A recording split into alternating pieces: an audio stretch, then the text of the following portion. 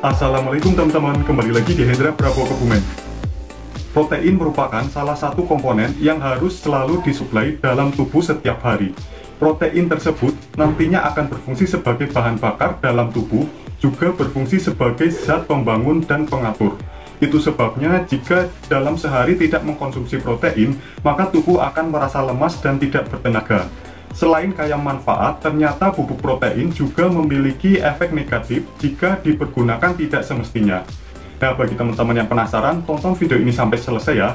Dan bagi teman-teman yang belum subscribe, sempatkan untuk menekan tombol subscribe dan loncengnya. Yuk langsung saja kita lihat videonya. Pada zaman sekarang, mulai sulit untuk mengubah pola hidup sehat di mana hampir setiap orang memiliki kesibukannya masing-masing, hingga tidak peduli akan gizi dari makanan yang mereka konsumsi.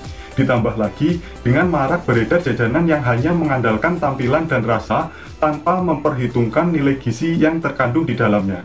Hal inilah yang menyebabkan kurangnya konsumsi protein kita sehari-hari.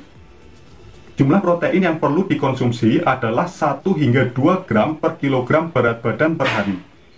Kini marak beredar bubuk protein sebagai pengganti asupan protein dalam tubuh. Bubuk protein atau yang sering disebut dengan whey protein concentrate merupakan suatu suplemen protein bubuk yang berasal dari whey protein. Biasanya whey protein dapat ditambahkan pada sup dan smoothies ataupun langsung diseduh untuk diminum. Whey protein merupakan sumber protein terbaik yang berasal dari pengolahan susu sapi dengan kualitas tertinggi yang kaya akan BCAA, leusin, valin, dan isoleucin dibandingkan dengan sumber asam amino lainnya. BCAA berperan penting dalam proses metabolisme pembentukan energi. Namun, di samping aneka manfaat yang ditawarkan suplemen ini, terdapat beberapa efek yang kurang baik bagi tubuh.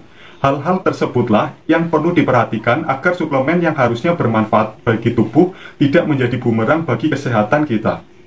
Menurut anjuran dari Rumah Sakit Internasional Mayo Clinic, sebaiknya perlu diperhatikan penggunaan dari bubuk protein pada orang-orang tertentu karena dapat berpotensi dapat menyebabkan alergi.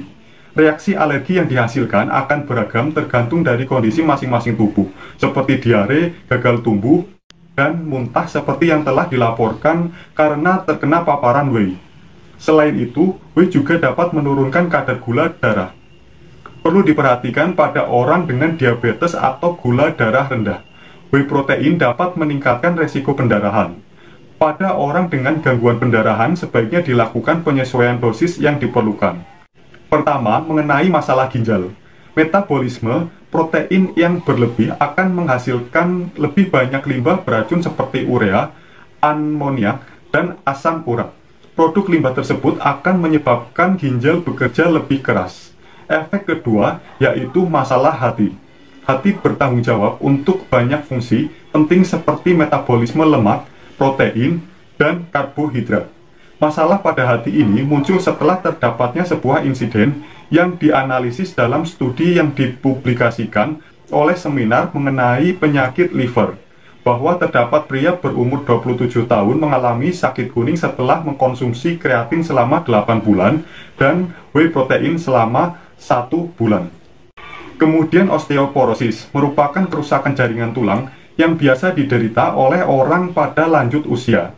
Beberapa orang percaya bahwa whey protein dapat meningkatkan osteoporosis. Ide ini berasal dari fakta bahwa kalsium dilepaskan dari tulang untuk menetralkan asam yang dihasilkan oleh metabolisme protein.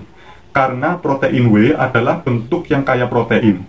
Selanjutnya, reaksi alergi dan berat badan. Penyebab dari alergi tersebut adalah intoleran terhadap laktosa, sehingga perlu dihindari oleh beberapa orang tertentu yang memiliki kondisi tersebut. Hubungan antara whey protein dengan berat badan biasanya merupakan suatu efek positif karena biasanya orang mengkonsumsi suplemen tersebut untuk meningkatkan massa otot. Namun terdapat fakta yang jika dibayangkan benar adanya. Jika mengkonsumsi whey protein tanpa melakukan latihan fisik, maka tidak dapat dilihat hasil yang diinginkan. Bahkan protein yang berlebihan dalam tubuh tersebut justru akan disimpan sebagai lemak. Rasio antara jumlah protein yang dikonsumsi harus setara dengan aktivitas yang dijalankan. Kelebihan konsumsi protein seperti whey protein akan menyebabkan meningkatnya resiko kelainan berat badan dan akan berpengaruh pada kesehatan. Sebenarnya penggunaan bubuk protein atau whey protein sangat bermanfaat bagi tubuh, terutama bagi mereka yang kekurangan asupan protein serta bagi seorang atlet yang membutuhkan banyak protein. Namun sebaiknya kita juga perlu mengetahui efek negatif yang dapat terjadi apabila mengkonsumsinya. Intinya, jika ingin mengkonsumsi bubuk protein, hal wajib yang harus diperhatikan adalah panduan pemakaian.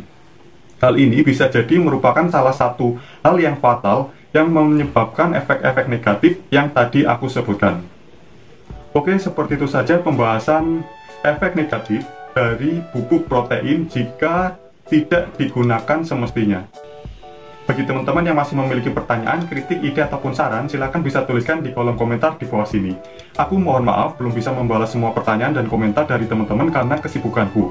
Bagi teman-teman yang suka dengan video ini, jangan lupa untuk menekan tombol like dan share ke seluruh sosial media teman-teman. Tonton juga videoku yang lainnya di channel YouTube Hendra Prabowo Kebumen. Dan ikuti juga akun sosial mediaku di Facebook dan di Instagram di @hendra_prabowo_kebumen.